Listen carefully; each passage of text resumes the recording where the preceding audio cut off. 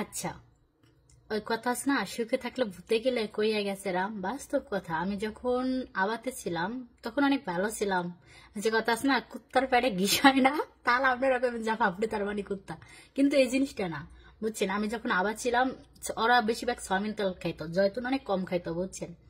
তো ওই জায়গায় তো আমার কফিলে আপনারই ছিল, ডাক্তার ছিল, মানে হসপিটাল জব করতো। ওরা তো সরকারি কোনো খাওয়ান পাইতো না, বুঝছেন। সরকারি তেল মেল এত পায় যারা সরকারি জব করে, যেমন সেনাবাহিনী, নৌবাহিনী, পুলিশ, এগুলো।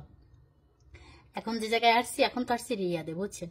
তো আমার মানে রিয়াদে যে জায়গায় আসছি, আমার যে কফিল, সে হইলে আপনার সেনাবাহিনী, তার ছেলে হইলে সেনাবাহিনী।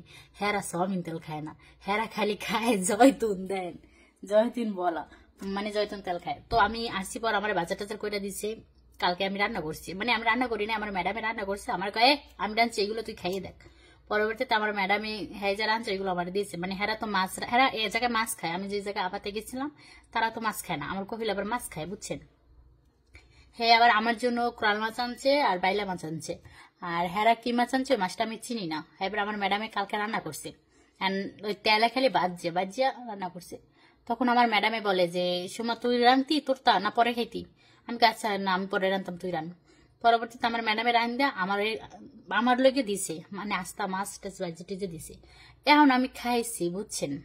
জয়তুন তেল দিয়ে তো খারা খালে ভাজা খায়, এখন আমি খাই পাই গন্ধ। এবার পরবর্তীতে আমি রয়ে দিচ্ছি, আমার ম্যাডামে কয় এগুলো হালাবি না, এগুলো হারাম, তুই রাইনতে খা, এগুলো হার নাই, তুই মরিচের গুঁড়ো দিয়ে তুই রাইনতে খা। পরে আমি এই কোরাল মাছ আর এই মাছ পিছিয়ে রাঁধছি জয়তুনের তেল দেয়, বুঝছেন ভাই, কোনো স্বাদ পাই না।